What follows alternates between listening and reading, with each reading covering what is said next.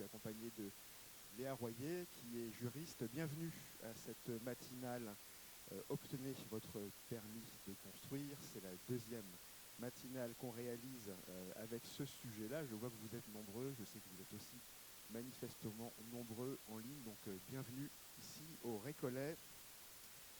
C'est vrai que l'obtention du permis de construire est toujours un moment délicat dans la vie des architectes, et donc nous sommes assez heureux d'avoir produit aussi un document qui est le guide de l'urbanisme, qui vous éclairera notamment dans ce maquis, parfois un petit peu des règles de l'urbanisme, et puis des éléments qui entourent notre profession. Je laisse la parole à Léa. Donc, merci. Vous m'entendez? Donc, merci à toutes et tous d'être ici. Donc, la matinale va se dérouler en 3 parties. Dans un premier temps, on va un peu s'attarder au permis de construire et au recours obligatoire à l'architecte. Ensuite, on reviendra un peu sur voilà, le process de l'instruction des permis de construire. Et enfin, on se focalisera sur les différents recours qui peuvent exister, et notamment les sanctions en matière de droit pénal de l'urbanisme. N'hésitez pas, si vous avez des questions, à nous les poser. On aura des moments aussi également d'échange et des moments où on vous fera participer. Donc n'hésitez pas à être actifs. Alors je commence. On a commencé par une petite question pour réveiller tout le monde le matin puisqu'il est 9 heures. Alors, une construction nouvelle de 25 mètres carrés nécessite-t-elle une autorisation d'urbanisme, à votre avis? Alors j'ai des oui, j'ai des non. Bon, alors allons directement à la réponse. Oui, oui. Un permis de construire, donc les constructions nouvelles doivent être précédées de la délivrance d'un permis de construire, donc évidemment à l'exception, et ça en viendra par la suite dans les détails, des constructions mentionnées aux articles 421 et des constructions mentionnées aux articles 421-9, etc. Donc effectivement, dans le cadre des constructions nouvelles, le permis de construire est le principe, mais vous avez quand même pas mal d'exceptions. Effectivement, donc une déclaration préalable peut s'avérer nécessaire lorsque vous allez avoir donc, différents critères cumulatifs qu'on vous a donc indiqués ici. Donc ça va être des constructions pour lesquelles on aura donc soit une surface de plancher qui sera supérieure à 5 mètres carrés, mais dont la hauteur au sol sera inférieure ou égale à 12 mètres, l'emprise au sol inférieure ou égale à 20 mètres carrés, et la surface de plancher évidemment inférieure ou égale à 20 mètres carrés.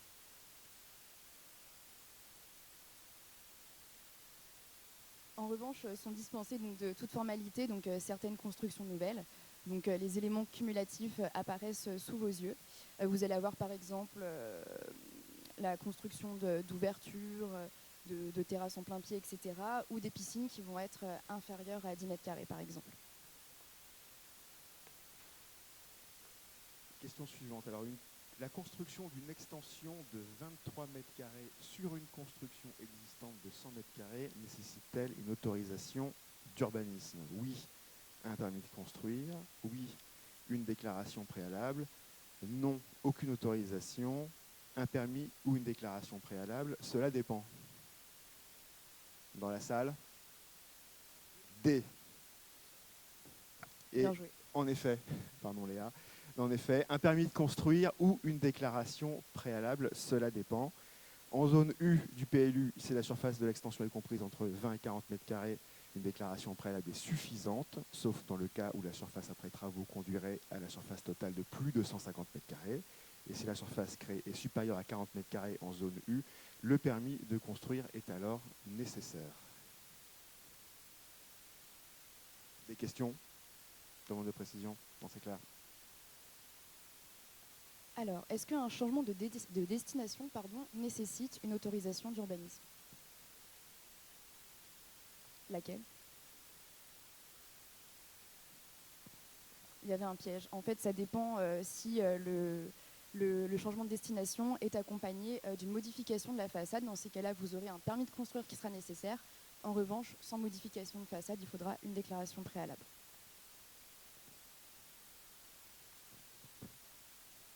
Et sur les ravalements, un ravalement d'un immeuble situé dans un site patrimonial remarquable, à votre avis, permis de construire, déclaration préalable, aucune autorisation. On est en SPR. B, vous dites. Oui, déclaration préalable pour le ravalement d'un immeuble situé dans un site patrimonial remarquable. On rappellera que c'est sous avis conforme ABF aussi quand on intervient en SPR. C'est ça. Et si jamais vous n'êtes pas situé effectivement en ASPR, il n'y aura pas d'autorisation nécessaire. Et alors, la question principale, le recours à l'architecte est-il obligatoire pour toute construction? Oui, encore heureux. Non, cela dépend. Cela dépend. Cela dépend. Bien sûr, cela dépend. Bon, là, vous avez mis le code de déontologie, mais on aurait pu répondre aussi par le code de l'urbanisme. C'est vrai, la vocation de l'architecte est de participer évidemment à tout acte de construire. Oui, donc cela dépend parce que c'est une construction soumise à permis de construire pour toutes les personnes morales, d'accord, et c'est des constructions de plus de 150 mètres carrés pour les personnes physiques.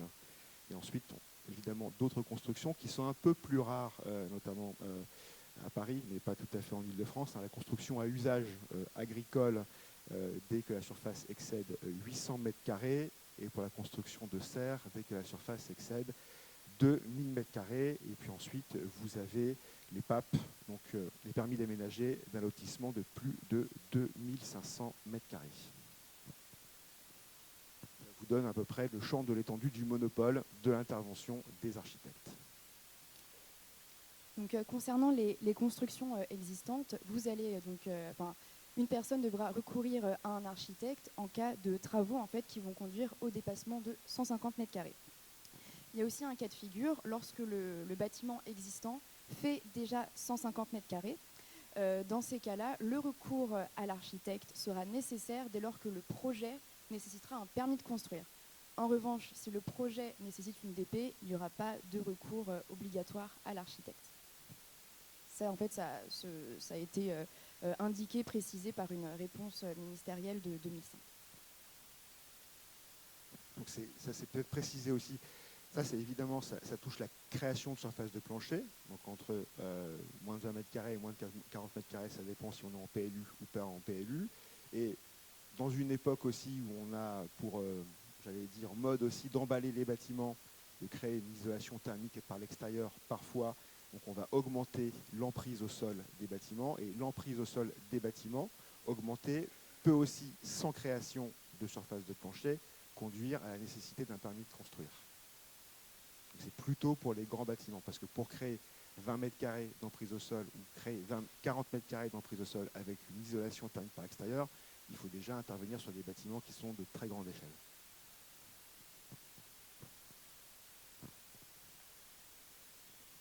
Inversement, vous allez avoir, donc, on l'a un peu abordé, mais des dérogations concernant donc, le recours à l'architecte.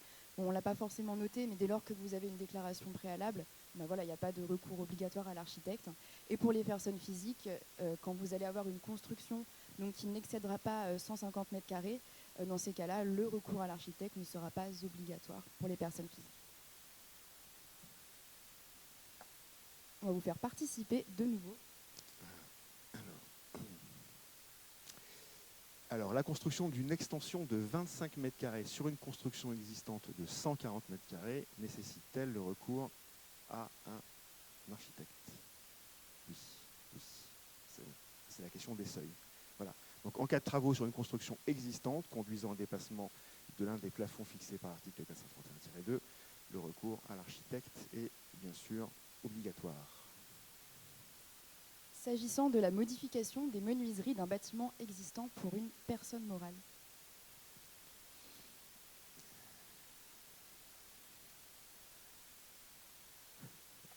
Non, parce qu'en fait, ça nécessite une déclaration préalable, donc il n'y aura pas obligatoire. Alors, autre question. La création donc d'une surface, c'est ça, on l'a fait celle-ci ou pas? Non, on l'a pas faite. Une surface de 25 mètres carrés sur une construction étant de 140 mètres carrés, édifiée avant 2016. Donc, vous savez, c'est la réforme du calcul de surface. Nécessite-t-elle le recours à un architecte? Oui, non. Oui, oui, oui. Oui, bien sûr, c'est pareil. En fait, là, c'est la question du franchissement des seuils, sachant que de toute façon, le calcul des surfaces se fait sur la méthodologie du calcul actuelle et pas sur l'ancienne méthodologie de calcul que vous connaissez parfaitement. Est-ce que vous avez des questions à ce stade? Très bien. Alors, obtenir son permis de construire. Donc, dans cette partie, on va vous présenter de manière non exhaustive, hein, bien sûr, les différentes étapes de l'instruction, le suivi des autorisations d'urbanisme, et on va intégrer un peu de déontologie. Alors, avant tout engagement professionnel, dois-je signer un contrat écrit avec mon client? Oui, c'est une obligation qui s'impose à l'architecte. Non, on verra plus tard. Bon. On dit ça parce que, évidemment, que c'est oui. Évidemment qu'aussi, dans la précipitation, c'est super, on a un nouveau client, il faut le projet pour demain matin, etc. Ils sont extrêmement pressés, on a envie d'aller vite, on a envie de satisfaire son client. Non, il faut une convention écrite au préalable. Vraiment, c'est une obligation. C'est aussi un conseil ici qu'on promulgue, parce que très souvent, on a des problématiques de déontologie ici au CRAIF pour ces raisons-là. C'est-à-dire, à un moment donné, bah oui, l'absence de contrat. On laisse courir les choses, on est tellement motivé de faire un super projet pour un super client qu'on en oublie de faire le contrat. Et puis quand vient le moment d'envoyer la facture, c'est marrant, on ne reçoit pas de chèque. Voilà. Et donc c'est très important d'avoir un contrat écrit. Surtout que le contrat va vous aider à faciliter le recouvrement de vos honoraires, notamment avec les contrats types de l'ordre où vous avez des clauses de saisine de l'ordre pour conciliation. Donc il ne faut surtout pas hésiter à nous saisir si jamais vous avez des difficultés. Alors, qui peut procéder au dépôt du permis de construire? Le propriétaire du terrain, son mandataire, une ou plusieurs personnes, attestant être autorisé par lui à exécuter les travaux. En cas d'indivision, un ou plusieurs co-indivisaires ou leur mandataire.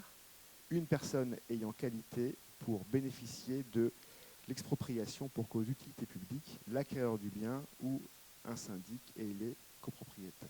Ce qui nous fait quand même un éventail très large. Alors, dans le cadre du dépôt des permis de construire, donc vous avez deux possibilités, soit donc, les déposer directement donc, en mairie, soit le faire donc, via les plateformes de dématérialisation qui sont donc obligatoires pour les communes de plus de 3500 habitants depuis 2022. Donc voilà, on vous a mis les modalités, à savoir effectivement que des exemplaires supplémentaires de dossiers peuvent vous être demandés dans certains cas. Je pense notamment quand il y a un recours à l'ABF, quand le projet est situé dans un parc naturel, quand il nécessite une autorisation, par exemple, ministérielle spécifique. Voilà, et donc le permis de construire est enregistré, il y a une demande est enregistrée avec la délivrance d'un récépissé. Donc le maire va affecter un numéro d'enregistrement de 13 chiffres, qui est un numéro unique à la demande, que ce soit un permis de construire ou une DP. Et donc dès la réception de la demande, l'autorité compétente va délivrer le récépissé en précisant la date à laquelle le permis tacite doit intervenir, la possible modification au demandeur de l'incomplétude du dossier, donc demande de pièces complémentaires typique, et la modification du délai ou pas d'instruction, avec la nécessité de solliciter l'avis de l'architecte des bâtiments de France ou pas, ce qui va effectivement rallonger l'instruction. Important, l'absence de récépissé ne fait pas obstacle au déclenchement du délai d'instruction, d'où l'importance. Alors par voie dématérialisée, évidemment que souvent on reçoit un accusé de réception numérique, mais par voie postale, l'importance de l'envoyer par recommandé. Oui, on a eu un cas de figure récemment avec un architecte qui a été confronté à une difficulté puisqu'il n'avait pas donc de récépissé de dépôt et en fait donc il s'est inquiété auprès de la mairie qui n'a pas voulu lui délivrer une autorisation tacite et en fait la mairie lui disait que le dossier avait été complètement égaré. Donc en fait il n'avait pas de moyen de prouver que le dossier avait été déposé et ça peut ensuite enclencher ce type de difficulté. Alors l'instruction de la demande, donc, c'est la vérification de la complétude du dossier. Alors le permis de construire comprend notamment, donc en base, les informations mentionnées au Code de l'urbanisme, donc le formulaire CERFA, à minima le plan de situation, le plan masse, les plans de coupe, la notice permis de construire, la fameuse PC4, un plan de façade et des toitures, des documents graphiques et évidemment le projet architectural. Et voilà donc le projet architectural qui est défini évidemment par le Code de l'urbanisme et qui là définit précisément effectivement les documents que doit remettre l'architecte dans son dossier qui constitue le projet. C'est-à-dire ce sont les plans des documents écrits, l'implantation du bâtiment, la composition des bâtiments, leur organisation, l'expression de leur volume, ainsi que le choix des matériaux et des couleurs. Le dossier précise par des documents graphiques et photographiques l'insertion dans l'environnement et l'impact visuel des bâtiments, ainsi que le traitement de leur accès et de leur abord. Ça, c'est directement lié à la loi de l'architecture de 1977 qui explique vraiment la question du projet architectural qu'on retrouve ici décliné dans le Code de l'urbanisme. Donc, lorsque le service instructeur va recevoir le dossier, il va d'abord vérifier si celui-ci est bien complet. Donc, il a 1 mois à compter de la réception du dossier pour formuler une demande de pièces complémentaires. À savoir que dans ce même mois, il peut, par exemple, établir une nouvelle demande de pièces complémentaires, mais qui va se substituer à la précédente. En cas d'absence de retour de complétude du dossier, le dossier sera donc rejeté directement tacitement par l'autorité compétente. Et la réception du dossier complet va faire naître le point de départ du délai d'instruction du dossier.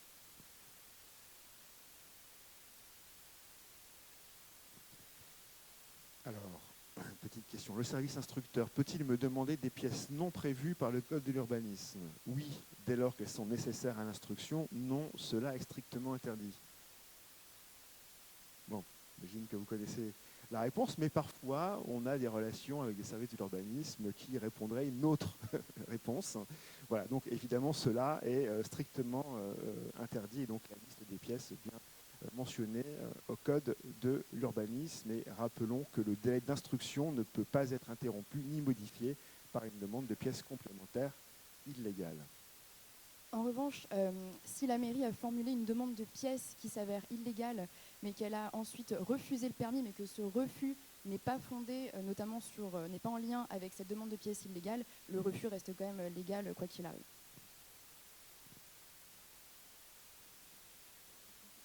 Une question là, peut-être ? Non, d'accord.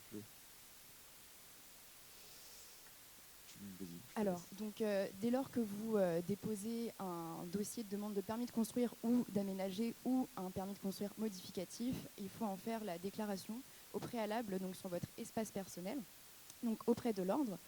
Ça va donc vous délivrer un récépissé de déclaration de permis qu'il faudra ensuite donc renseigner dans le permis de construire. Le service instructeur a la possibilité de saisir l'ordre lorsqu'il s'aperçoit que le numéro qui est renseigné dans le CERFA ne correspond à aucune déclaration. Il arrive parfois que les numéros soient mal renseignés. L'architecte l'a bien déclaré à l'ordre, mais a renseigné un numéro qui n'était incomplet. Voilà, donc on est souvent et de plus en plus sollicité, notamment par les services instructeurs, pour vérifier si le permis a bien été déposé. Et sachant peut-être préciser que pour l'instant, ce numéro n'est pas une pièce obligatoire. Pour ceux qui déposent des permis de construire depuis quelque temps, vous avez très certainement vu disparaître la signature de l'architecte sur le CERFA. Ce n'est pas fondamentalement lié aux questions du projet architectural, puisque doit être signé par l'architecte le projet architectural. Néanmoins, il a été négocié par le Conseil national que cette signature soit remplacée par un numéro d'identification unique, justement, qui est produit sur l'interface de l'institution, donc architecte.org, votre espace personnel. Si jamais vous déposez un permis de construire qu'il est refusé et que vous déposez un nouveau permis qui va porter sur le même projet, faites une nouvelle déclaration auprès de l'ordre. Et lorsque vous faites un dépôt, vous déclarez d'abord à l'ordre, quoi qu'il arrive.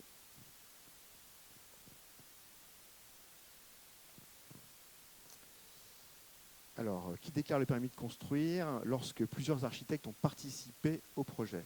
Alors, il convient de désigner déjà contractuellement le mandataire du groupement, qui se chargera de déclarer le permis de construire sur son espace personnel, donc une déclaration. Et dans cette déclaration, vous avez un onglet cotraitance qui permet de renseigner le nom ou le matricule des architectes cotraitants. C'est le même principe que les assureurs, généralement, avec les codes-parts quand vous déclarez un projet en commun. D'ailleurs, pour ajouter un élément là-dessus, on a eu un cas de figure récemment de 2 agences d'architecture qui ont participé à un même permis, mais qui n'étaient pas en cotraitance. Donc elles avaient chacune conclu un contrat avec la maîtrise d'ouvrage, et il s'agissait de savoir dans ces cas-là comment on déclarait le permis à l'ordre. On s'est renseigné auprès du Conseil national, et dans ces cas-là, chaque agence doit déclarer le permis Et en fait, du coup, le CERFA mentionnera les 2 numéros de récépissé.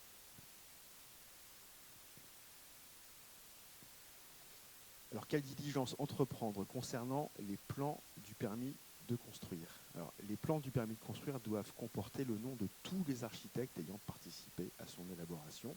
C'est à la fois une question de code de déontologie, évidemment, mais c'est aussi une question de droit d'auteur.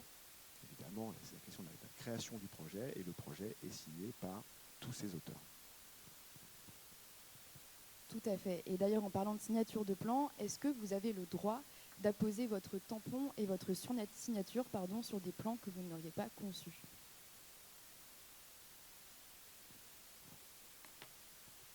Non, c'est bien totalement strictement interdit par le code de déontologie. On pourrait même s'égarer un peu dans le code de la propriété intellectuelle, si on le voulait. Bon, je rappelle encore une fois que ce genre de situation mobilise énormément les élus et le service juridique de l'institution sur un nombre assez important, toujours, de personnes qui, alors, pour rendre service, signent les plans du copain, mais certains qui en font une petite industrie personnelle avec une signature de complaisance, notamment auprès des pavillonneurs qui dessinent des maisons plus grandes que 150 mètres carrés, et qui ensuite, ces maisons sont tamponnées et signées, enfin les plans des maisons sont tamponnés et signés par des architectes. On vous a mis un exemple justement d'arrêté de refus qui a été pris par une commune qui nous a aussi sollicité dans le cadre d'une suspicion de signature de complaisance. Et là, on voit bien dans l'arrêté en fait que le permis a été refusé, notamment parce que voilà, donc, la personne qui prétendait avoir signé les plans ne l'avait pas fait, et que du coup, on était face à une signature de complaisance. Donc les services instructeurs n'hésitent plus à refuser pour ce motif-là. Je pense que derrière ça, il faut quand même rappeler l'esprit de la loi. C'est-à-dire que l'esprit de la loi, elle donne aux architectes un monopole sur la conception des bâtiments, pas pour enfiler un monopole comme ça, simplement pour se dire que les architectes sont les meilleures personnes dont la société dispose pour justement concevoir des bâtiments et les insérer dans un environnement paysager, etc. Donc cette question-là, elle est fondamentale. C'est-à-dire que c'est vraiment la question du projet architectural qui est protégée ici par le Code de l'urbanisme.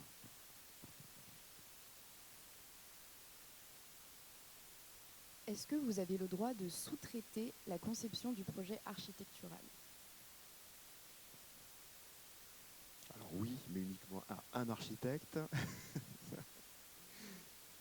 Non, pas du tout, vous n'avez pas le droit. En fait, c'est complètement interdit par le code de déontologie de sous-traiter ou de prendre en sous-traitance la conception du projet architectural. Seule la phase d'exécution suivi de chantier peut être sous-traitée. En revanche, vous n'avez pas le droit de sous-traiter l'élaboration des plans du permis de construire. Si vous intervenez à plusieurs dans la conception d'un projet, dans ces cas-là, vous serez en co-traitance, ce qui est différent.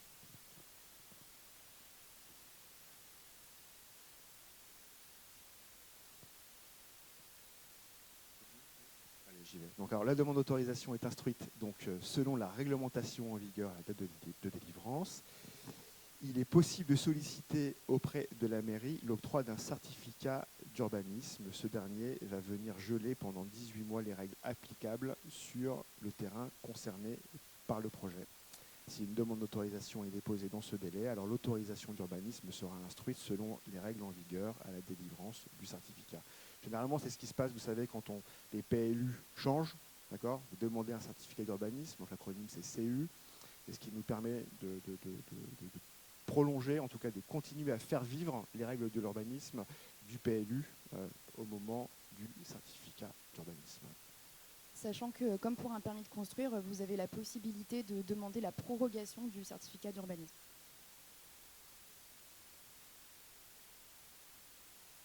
On entend par les règles d'urbanisme, donc évidemment le code de l'urbanisme, le plan local d'urbanisme, le règlement... Oui, des questions. Pardon, je ne vous ai pas vu.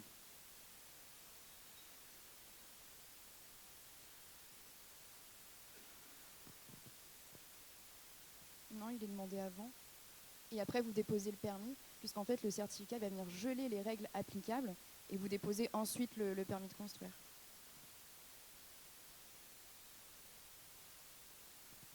Non, parce que le permis du coup sera instruit selon les règles en vigueur à la date de sa délivrance. En revanche, si vous avez le certificat d'urbanisme donc, qui a été octroyé, le permis sera instruit selon les règles du certificat. Alors, il y a une autre question. Là, on a un micro maintenant, c'est beaucoup mieux que... Bonjour. Si une mairie vous soutient que le certificat d'urbanisme n'est pas valable parce qu'elle vient de passer d'un PLU à un PLUI, que doit-on leur répondre pour... C'est une question un peu très, très juridique, mais déjà sur le changement de PLU, le certificat d'urbanisme ne peut pas non plus porter tout et n'importe quoi. C'est-à-dire que si vous déposez une demande de permis de construire sur la base d'un CU avec un PLU initial, vous avez un PLU qui est en train de se mettre en place, il ne faut pas non plus que votre projet soit totalement non conforme avec le PLU qui va venir. D'accord ? Donc vous devez, c'est pour ça que l'émission des documents qui partent en enquête publique et leur lecture est essentielle aussi quand vous établissez une demande de permis de construire. Sur le passage, donc je pense que ça doit couvrir un peu la demande PLU, PLUI. Alors, il faut un micro. Pierre, si on peut avoir le micro, s'il te plaît.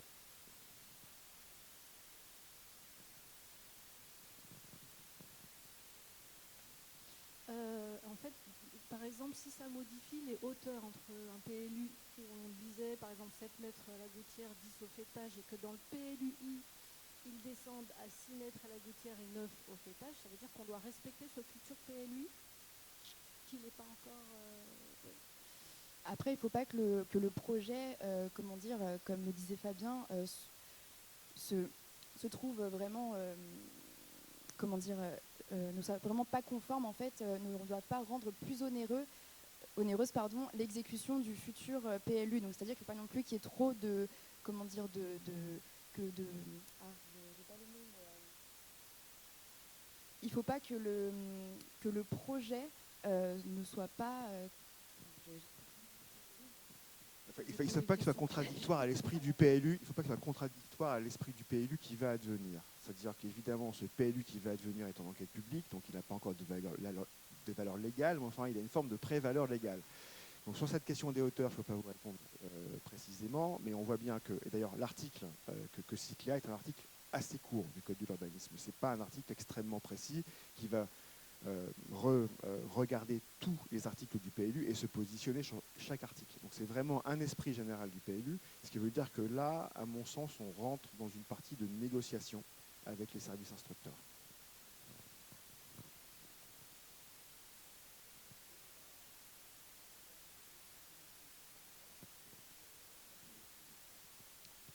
Autant de fois que la mairie vous l'octroiera. Il y a pas de, vous pouvez demander la prorogation autant de fois que vous le souhaitez, mais après on peut aussi vous la refuser. Il y a une question dans l'allée. J'ai déposé un CE opérationnel. La mairie l'a accepté sans réserve. J'ai déposé le PC avant le délai d'expiration de 18 mois. La mairie l'a refusé sous prétexte qu'il y a un changement d'équipe et que la nouvelle équipe remet en cause le projet. Qu'est-ce que je peux faire ? Après, le projet il a été refusé pour quelle raison ? Parce qu'ils souhaitent que c'était un agrandissement d'un bâtiment. Ils souhaitent que je fais le projet d'agrandissement à côté, mais pas accolé au bâtiment. Après, le certificat d'urbanisme, il va juste geler les droits à construire. Ce n'est pas une autorisation de construire en tant que telle. Donc, il faudrait voir, en fait, revoir les motifs du refus ou autre. Mais en fait, le certificat d'urbanisme, ce n'est pas un permis de construire. Il faut que il va venir, voilà, donc effectivement, geler la réglementation en vigueur. Mais ensuite, votre projet devra être conforme, en fait, aux dispositions réglementaires qui sont prévues dans le PLU. Là, en l'occurrence, est-ce qu'ils se sont... fondé sur le certificat. En fait, ça m'a été communiqué verbalement. On m'a dit que c'est un bâtiment remarquable. Il n'y a pas de bâtiment remarquable dans la ville. Ils souhaiteraient que je ne touche pas le bâtiment. Mais il n'est pas classé, il n'est pas inscrit. Et puis, l'équipe a donné un accord sans réserve. Et c'est pour ça que je me suis permis de faire le permis. Du coup, j'ai perdu beaucoup de temps. Et je suis un peu mal à l'aise vis-à-vis du client. Alors c'est vrai que le certificat d'urbanisme n'est pas une préinstruction d'un projet ni une instruction, ça c'est sûr. Même quand bien même, de mémoire, il y a des documents qui sont demandés dans les CU, notamment les plans masse, éventuellement quelques prévolumétries. Enfin, ça peut être accompagné de documents comme ça, mais ce n'est pas une préinstruction de dossier. En revanche, peut-être qu'on ira un peu plus loin dans les diapos, mais s'il y a un conflit, voilà, il y a des recours aussi qui sont possibles pour engager un autre dialogue avec l'administration locale. En fait, la question du fond, quand il y a un excès de zèle d'un instructeur, qu'est-ce que je peux faire? Parce que le fond du problème, il est là.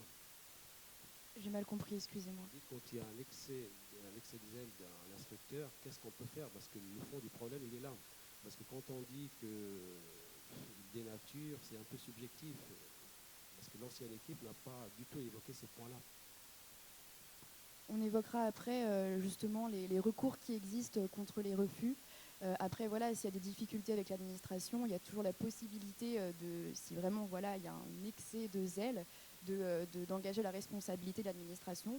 Mais ne vous inquiétez pas, on reviendra sur justement les recours contre un refus de permis. On expliquera ça plus tard dans la présentation. Parce que c'est vrai qu'à part les procédures, j'aimerais bien voir s'il y a d'autres recours possibles pour éviter une procédure un peu longue et coûteuse. En fait, là, ce sera soit un recours gracieux, soit un recours contentieux, mais on y viendra vraiment après. On va y venir.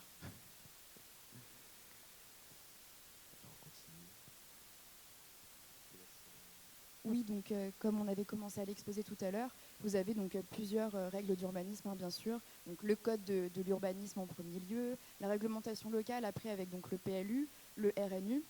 Vous avez donc les PSMV donc, en cas de projet situé en secteur sauvegardé. Pour certaines communes, vous avez la loi littorale qui s'applique, pour d'autres, la loi montagne. Et vous avez encore quelques cartes communales qui perdurent. J'avais référencé qu'en 2020, notamment, vous aviez 5700 cartes communales en France, contre 18 400 PS.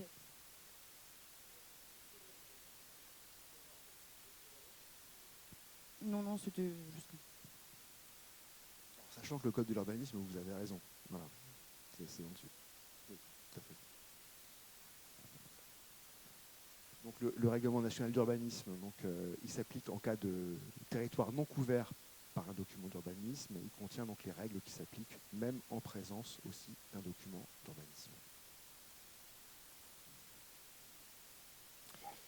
Alors, sur la question des ABF, les architectes des bâtiments de France sont parfois amenés à rendre des avis. Donc, on a 3 types d'avis formulés par les ABF. L'avis simple, donc l'autorité administrative chargée de délivrer autorisation peut passer outre l'avis. L'avis conforme, donc l'autorité administrative chargée de délivrer autorisation est liée à la décision de l'ABF. Et consultatif, c'est en cas de demande expresse du ou de la mer, évidemment, hors site protégé. Donc, seront concernés par un avis simple les projets qui seront situés en abord de monuments historiques sans covisibilité, ou alors les projets qui seront situés en site inscrit. Ils sont concernés par les avis conformes, les projets qui sont situés donc en SPR, en sites patrimoniaux remarquables et en abord de monuments historiques avec covisibilité.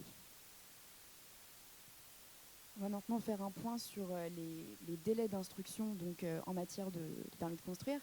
Donc le point de départ du délai, c'est à compter de la complétude du dossier. Le dossier étant réputé complet, bien sûr, dès lors que toutes les pièces qui étaient nécessaires ont bien été transmises au service instructeur.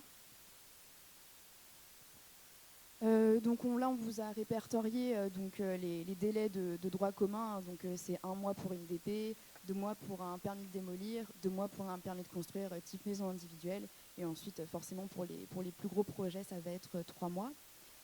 Les délais vont bien sûr... vous avez des délais particuliers en fonction du secteur dans lequel sera localisé le projet.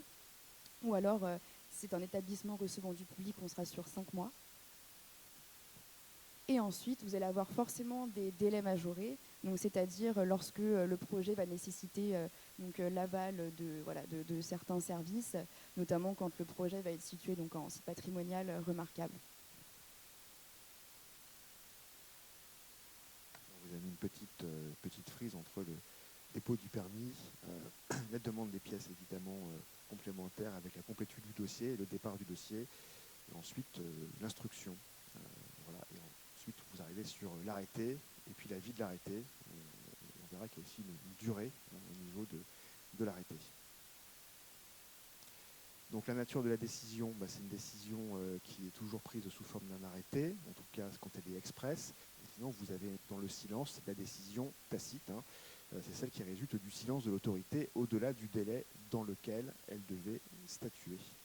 En revanche, attention, la décision tacite équivaut à un refus dans les cas limitativement énumérés à l'article 424-2 du Code de l'urbanisme. Alors, Léa, tu peux nous rappeler? Par exemple, un monument historique. Dans ces cas-là, il n'y aura jamais d'accord tacite. Ou alors quand vous avez un projet qui nécessite notamment l'accord du ministère, d'un certain ministère, c'est vraiment des projets très très spécifiques.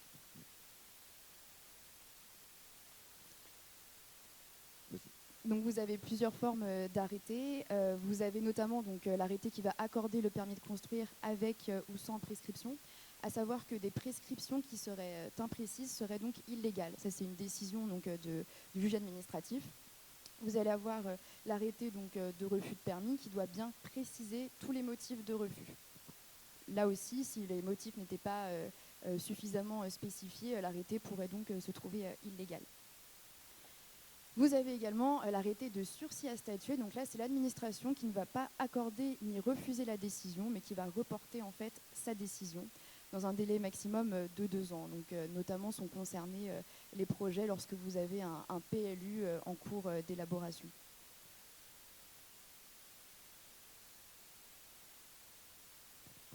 Alors, petite question, le contenu de la décision dépend-il d'une appréciation souveraine du maire? Oui, cela fait partie de ses compétences. Non, le contenu est encadré par le Code de l'urbanisme.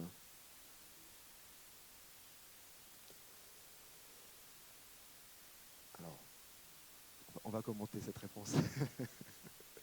Non, le contenu est encadré par le Code de l'urbanisme.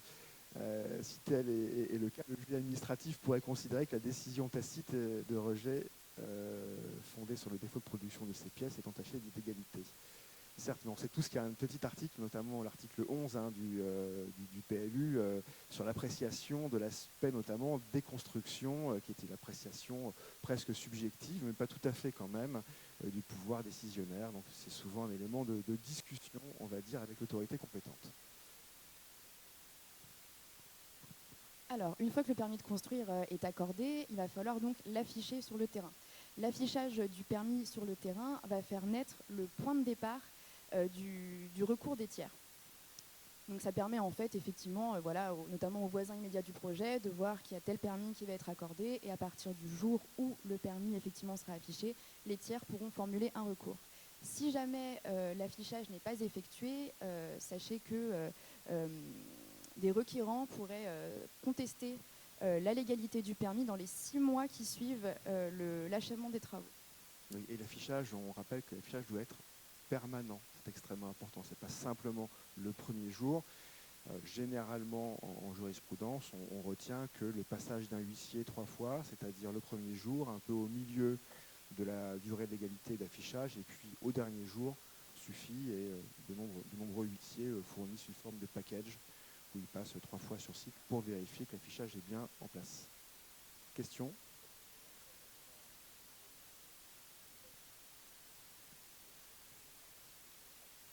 L'affichage se fait sur une partie qui n'est pas visible de la rue, et le propriétaire n'a pas l'autorisation de mettre l'affichage visible de la rue.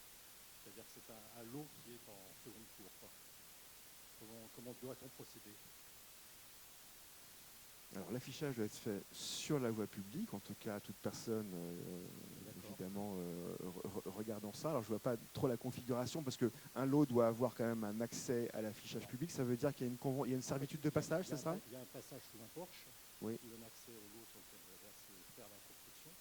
Oui. Et l'affichage est refusé pour être apposé sur la façade de l'immeuble ou au niveau du passage coché, donc visible depuis la rue, quoi. Moi, je dirais peut-être faire intervenir un huissier, parce qu'effectivement, normalement, ça doit être visible aux passants, mais si ça s'avère compliqué, peut-être recourir à un huissier qui, lui, pourra vraiment prouver que ça a bien été, que la diligence a bien été effectuée. Merci. À part l'huissier, comment on peut prouver qu'il y a eu un affichage? C'est vrai que le constat d'huissier, on va dire que c'est la preuve la plus irréfutable qui existe. Après, vous pouvez très bien prendre une photo avec voilà, la date qui figure, la date à laquelle le panneau a été affiché.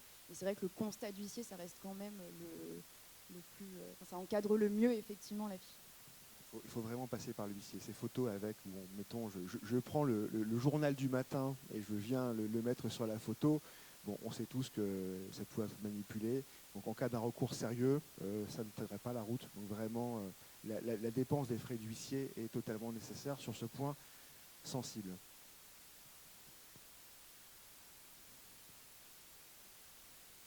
Alors.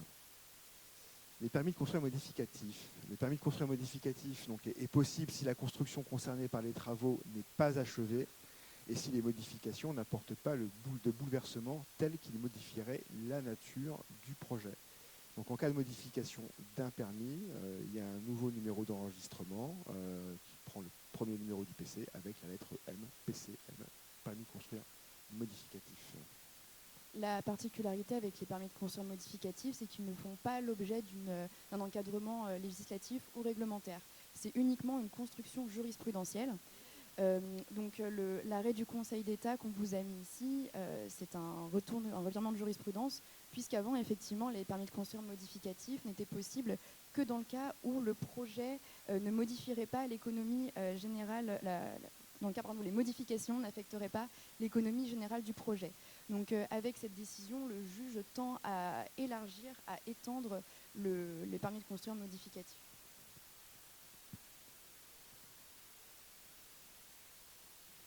C'est peut-être l'objet des diapos qui vont venir, je crois, Léa. Et si ça ne répond pas à votre question, vous relevez la main. Donc, alors, puis-je déposer un permis de construire modificatif alors que je ne suis pas à l'origine du projet de construire initial? Non, oui. Oui, ici. Des doutes là-bas? Oui, là-bas. Alors, la réponse, oui, oui. Si la mission de l'autre architecte est terminée, je peux déposer un permis de construire modificatif. Alors, il convient toutefois de respecter certaines diligences. Léa, est-ce que tu peux nous... Si vous intervenez effectivement dans le cadre du dépôt d'un permis de construire modificatif alors que le précédent a été réalisé par une architecte ou un autre architecte, il faudra respecter ce qui est prévu par l'article 22 du Code de déontologie qui encadre donc la succession de missions entre architectes. Donc il va falloir dans ces cas-là que vous écriviez à l'architecte prédécesseur, que vous écriviez à la maîtrise d'ouvrage et que vous transmettiez l'ensemble de ces éléments donc, au Conseil régional de l'ordre. À savoir que l'architecte initial n'a pas le droit de s'opposer à la succession de missions. En revanche, il peut s'opposer à une modification trop conséquente de son projet qui ne serait pas notamment justifiée par des impératifs techniques de sécurité publique, etc. Mais c'est bien à l'architecte prédécesseur donc, qui a élaboré le permis initial de prouver qu'il a des droits de propriété intellectuelle et qu'à ce titre, il ne souhaite pas que quelqu'un intervienne avec un modificatif. Ça devient compliqué parce qu'on est vraiment dans le code de la propriété intellectuelle. Donc il faut prouver que l'œuvre, que le projet initial du premier ou de la première architecte est totalement original. Donc avec vraiment un aspect créatif très fort. Si c'est un projet extrêmement lambda, j'allais dire, ou en tout cas presque purement technique, il n'y a pas vraiment d'originalité de l'œuvre. Donc là on est dans un débat, qui après est un débat entre confrères, mais c'est un débat vraiment juridique. En tout cas, il faut écrire à la fois à la maîtrise d'ouvrage, à la fois à la consoeur ou au confrère qui vous précède, copie des courriers au conseil régional. Et si jamais vous avez un litige, justement, soit vous intervenez vous dans le cadre d'un modificatif, soit c'est vous qui êtes l'auteur du projet initial, n'hésitez pas à saisir l'ordre d'une demande de conciliation parce que ça peut être justement l'occasion de discuter des modalités d'intervention de la personne qui vous succédera. Est-ce que ça a répondu à votre question? Oui.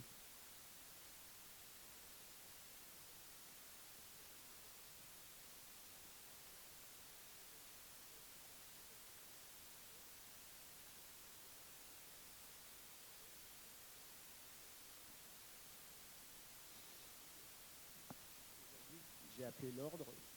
Grosso modo, le gars il m'appelle, il me dit qu'il va modifier. Je lui dis très bien. c'est tout, quoi. Et en fait, on n'a plus du tout de protection par rapport à notre projet et par rapport à un conflit qu'on pourrait avoir avec une maîtrise d'ouvrage qui nous balancerait hors du projet. Et je trouve ça hallucinant, quoi. Moi, j'ai appelé là pour un cas où j'étais sur un PC, la maîtrise d'ouvrage était en train d'imaginer de passer par un autre archi. Grosso modo, l'ordre m'a répondu, bah non, en fait, ils font ce qu'ils veulent, toi, tu dégages, et point barre. Alors, le code déonto. Oui, on peut effectivement se mettre autour d'une table et discuter en disant, ouais, la fenêtre que j'ai mise à droite, j'aimerais bien qu'elle reste à droite, mais enfin, grosso modo, t'es dégagé, point barre. Je ne serai pas forcément payé de mes honoraires, puisque l'ordre ne me protégera pas. Enfin voilà. Merci à l'ordre des architectes. Je réponds, le code de déontologie n'a pas bougé sur cet article-là depuis 30 ans. Donc cet article-là, ce que je veux dire, c'est que l'instruction dont vous me parlez, c'est plutôt une instruction instructeur ville de Paris, qui décide de ne pas délivrer le PCM sur un PC. Fondamentalement, donc le code déonto, là-dessus, il reste constant. Donc ce n'est pas l'outil juridique, effectivement, et là, vous le déplorez, mais à l'époque, il n'était pas non plus un outil juridique pour agir à ce moment-là. En revanche, l'outil juridique qui existe, c'est la question de l'outil de l'œuvre. Ça, c'est un outil qui existe, c'est-à-dire code de la propriété intellectuelle. C'est pour ça que de se retrouver ici en conciliation entre consoeurs, confrères pour discuter de ça, ça ne vaut pas rien. C'est quand même une étape nécessaire dans la résolution des conflits entre architectes. Ici, il est totalement protégé de son œuvre par le code de la propriété intellectuelle. Totalement. Donc là-dessus, il y a des recours qui sont complètement possibles. Et d'ailleurs, ici, on a souvent des recours, même si ce n'est pas à l'ordre de traiter les recours en propriété intellectuelle. Néanmoins, en parallèle, comme c'est forcément des conflits déontologiques, on est appelé, mais par ailleurs, au niveau des tribunaux, il y a des recours en propriété intellectuelle. Alors, il y a une question pour la salle. Bonjour. Alors, ma question concerne une situation à laquelle j'ai dû répondre récemment. Je ne savais pas comment répondre, donc j'ai décliné la proposition. On m'a sollicité dans le cadre d'un projet pour faire un permis de construire modificatif qui faisait passer la maison, c'était une maison individuelle, au-dessus du seuil des 150 mètres carrés. Et initialement, le projet n'a pas été fait avec le concours d'un architecte. Donc, je me demandais quelle était la législation en termes de propriété intellectuelle vis-à-vis du dessinateur qui a dessiné le projet initial. Et aussi, le projet était déjà en cours de construction. Donc, je me posais des questions concernant les assurances sur les ouvrages déjà construits. Voilà, ce que je trouvais intéressant pour lesquels j'ai postulé. Alors, je ne suis pas juriste, mais je pense que ce n'est pas dans le radar du PCM. Ce genre de passage de seuil, on rappelle que le PCM, quand même, il est là pour des modifications qui ne sont pas des modifications substantielles. Donc là, quand on franchit un seuil, pour moi, c'est une modification substantielle, d'ailleurs même de l'enveloppe du bâtiment, sans parler de la question du seuil. Donc un PCM, il est là pour accompagner une modification mineure de matériaux, de baies, quelques équipements techniques, notamment sur les immeubles collectifs en ERP ou en logement. Ça, c'est du PCM. D'aller changer une surface d'emprise au sol au point d'aller franchir un seuil et de passer du PC sans archi au PC avec architecte, c'est une modification substantielle. C'est assez étonnant que l'administration ne demande pas un nouveau permis de construire. Et pour ce qui est des questions de propriété intellectuelle, dans ces cas-là, vous pouvez aussi vous rapprocher du dessinateur initial.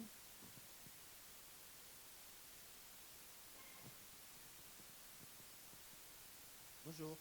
Le permis de construire qui est en cours, comment il peut être annulé pour déposer un nouveau permis de construire dans le cas que vous avez évoqué? Vous voulez dire un permis de construire en cours d'instruction qui est annulé et remplacé par un autre permis?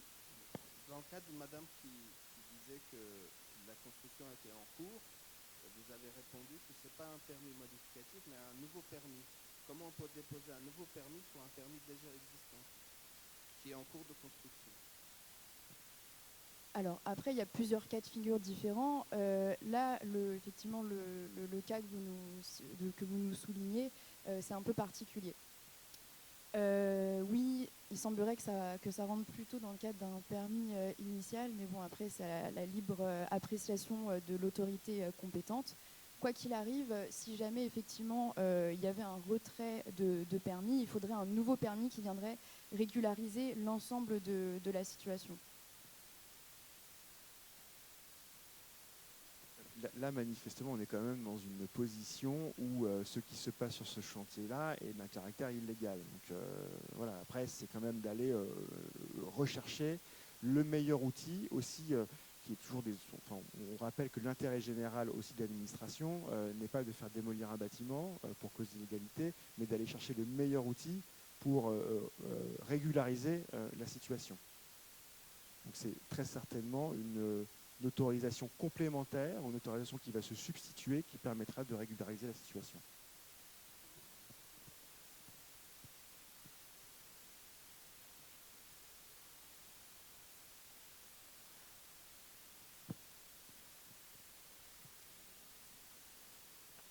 Alors, donc le service instructeur vous indique que le permis de construire va devenir caduc si les travaux donc, ne sont pas entrepris dans le délai de 3 ans. Donc un permis de construire, le délai de validité, c'est 3 ans. Donc à compter la notification. Est-ce qu'il existe une solution pour poursuivre les travaux si le permis de construire devenait caduc ?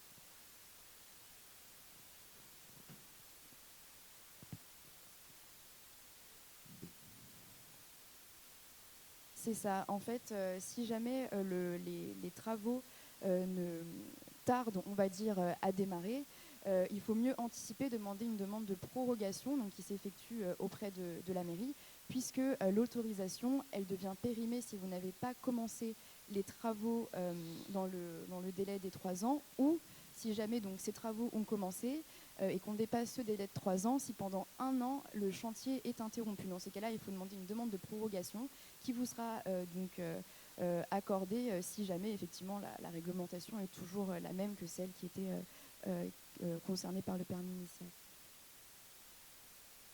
Alors le permis de construire peut être prorogué. Donc ces conditions de prorogation, c'est évidemment le permis de construire doit être en cours de validité. Les règles d'urbanisme et de servitude auxquelles est soumis le projet n'ont pas évolué de façon défavorable à son égard.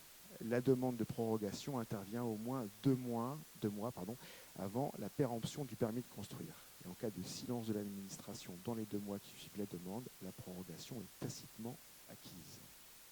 Si dans le cadre de l'instruction de la demande de prorogation, le service instructeur se rend compte qu'en fait le permis qui avait été délivré est illégal pour telle ou telle raison, il ne pourra pas refuser la demande de prorogation pour ce motif.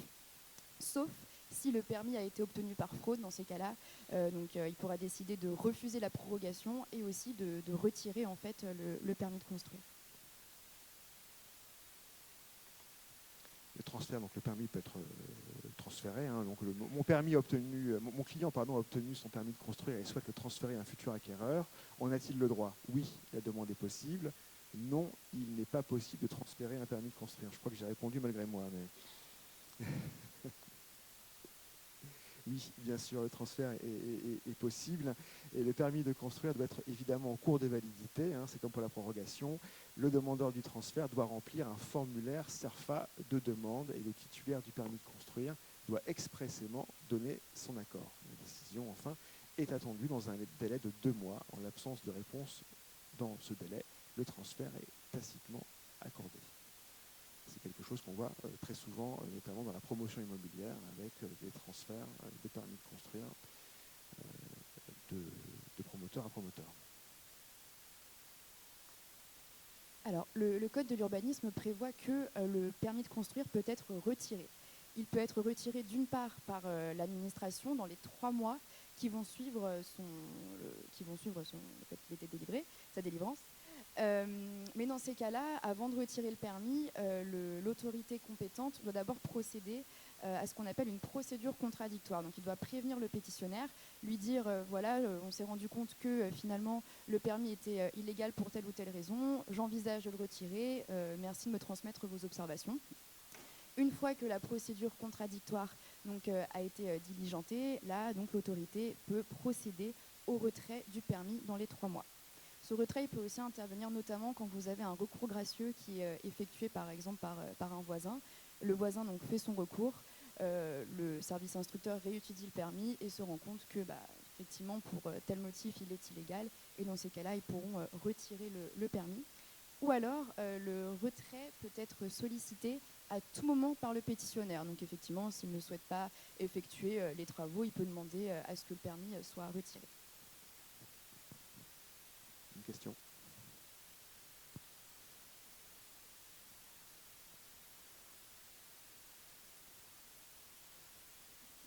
Pour être sûr d'avoir bien compris, s'il y a un recours gracieux, donc le service compétent peut donc retirer le permis, mais toujours dans le délai de 3 mois, ou est-ce que ça peut aller au-delà? Non, uniquement dans le délai de 3 mois. Même si ça était un permis tacite pour lequel il y aurait eu un certificat de non-opposition au permis tacite? Oui. Toujours pareil? D'accord. Toujours pareil. D'ailleurs, ça arrive parfois que dans le cas où il y a eu un permis de construire tacite, que l'autorité en fait se rende compte que non, le permis en fait n'est pas conforme au PLU, et dans ces cas-là peut décider de retirer le permis tacite après procédure contradictoire pour ensuite délivrer un refus de permis.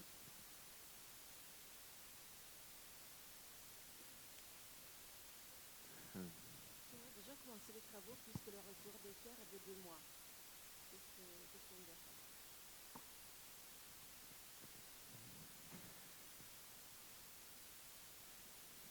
On peut faire un recours sur le recours?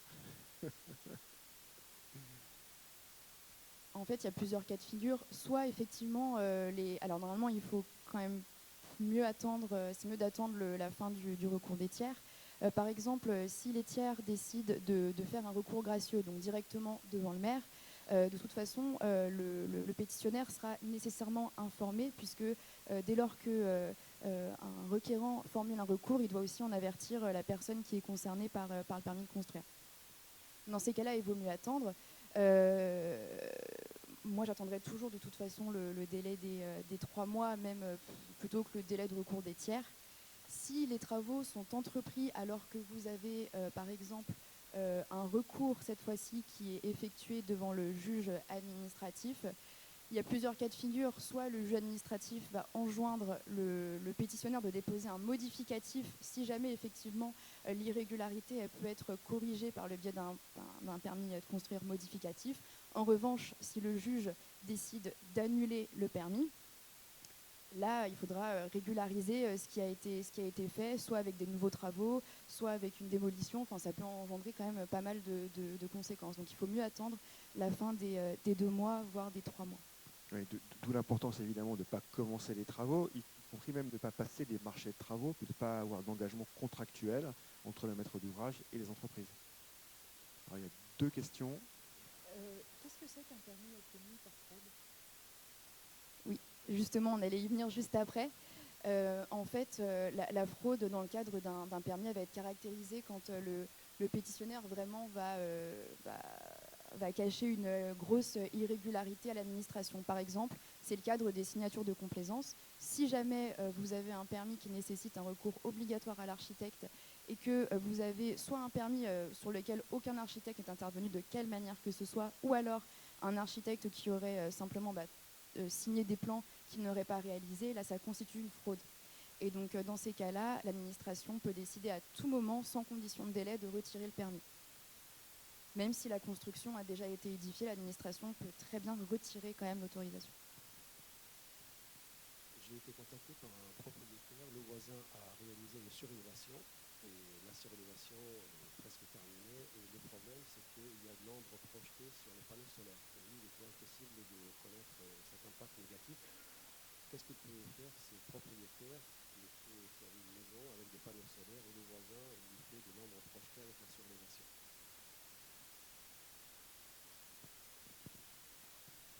Et le permis a été obtenu. Le permis a été obtenu, il est réalisé, mais il ne pouvait pas se rendre compte que ça allait créer de l'ombre projetée sur ces panneaux solaires. Et en même temps, pendant le recours des tiers, il n'a pas émis de réserve ou quoi que ce soit. Donc après, c'est un trouble de jouissance. Hein. Oui, c'est du civil, c'est un trouble de jouissance. Est-ce qu'il y a un recours à faire ou pas? Ça, ce sera plutôt un litige civil entre particuliers. Pour le coup, ça ne relève pas du droit de l'urbanisme. Je veux dire, le permis de construire, il va être délivré sous réserve du droit des tiers, mais en fait, il est délivré par rapport au code de l'urbanisme, à la réglementation, au PLU, etc. En revanche, s'il y a des considérations d'ordre privé, donc du coup, qui vont relever du code civil, ça va vraiment regarder, du coup, par exemple, le pétitionnaire et son voisin. Et là, on est dans le cadre d'un litige civil qui ne concernera pas en fait la mairie. Et dans ces cas-là, y a plusieurs moyens de régler le litige, soit à l'amiable, soit dans le cadre d'une conciliation ou autre, médiation. Ou après, mais pour le coup, ça relève vraiment du droit civil. Donc, l'amiable, il a été essayé, ça ne marche pas. Comment ? L'amiable a été tenté, ça ne marche pas. Dans ces cas-là, ce sera plutôt une procédure, j'imagine. Il faudrait qu'ils voient avec leur protection juridique éventuellement.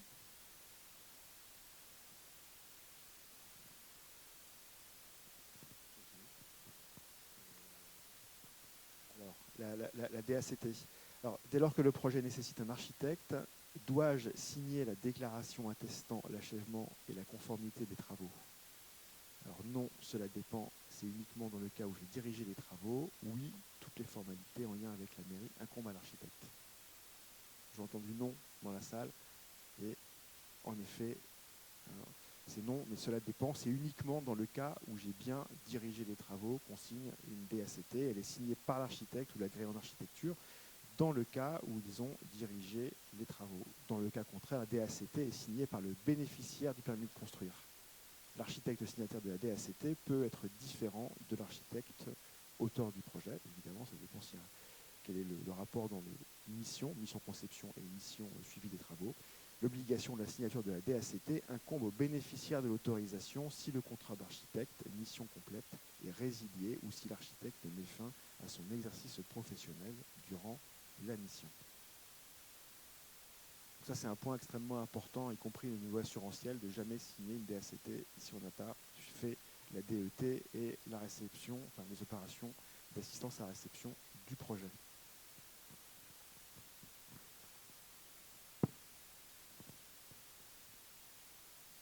Oui, sur ce point-là, comment il veut nous procéder dans le cas où on a une mission complète, on assure le suivi des travaux, on commence à être en litige avec le maître d'ouvrage qui fait de l'immixtion pendant le chantier, qui donne des contre-décisions d'un an de notre dos, qu'on est en cours du coup de démarrage d'une procédure un peu compliquée, que néanmoins le projet est réceptionné et que le maître d'ouvrage nous demande de signer, parce qu'évidemment ça arrange bien la DACT, mais qu'il n'est pas encore résolu juridiquement le fait que on n'est pas. Enfin, est-ce que c'est une obligation si on a suivi des travaux en tant qu'architecte? Est-ce qu'on est dans l'obligation de devoir signer ce document, ou est-ce qu'on peut, sans avoir lancé une procédure et régler juridiquement le problème, avoir un droit de retrait en disant non, je refuse, vous vous débrouillez, vous le signez vous-même? Ça va dépendre du contrat, effectivement, qui vous lie à la maîtrise d'ouvrage. À partir du moment où vous avez un conflit avec une immixtion de la maîtrise d'ouvrage sur un chantier, si ça devient vraiment conflictuel, il vaut mieux partir que de rester aux côtés de la maîtrise d'ouvrage et effectivement être un peu observant quand même de la situation, au point de se retrouver in fine à assister la maîtrise d'ouvrage au niveau des OPR, et puis ensuite à devoir signer la DACT. C'est-à-dire que si vraiment il y a de l'immixtion avec des demandes de modification d'ouvrage ou de construction d'ouvrage qui ne sont pas sous votre responsabilité, moi je pense que le rapport avec la maîtrise d'ouvrage dans ces cas-là est dégradé. Votre assureur, à mon avis, aura le même avis, et il vaut mieux partir pour affirmer bien l'indépendance de l'architecte sur le suivi de la DET, plutôt que de rester à ses côtés dans une zone qui est manifestement grise. Oui, donc on peut dire non, je refuse de signer ce document et de participer. Et on le laisse signer ce document puisqu'il a la possibilité de le faire.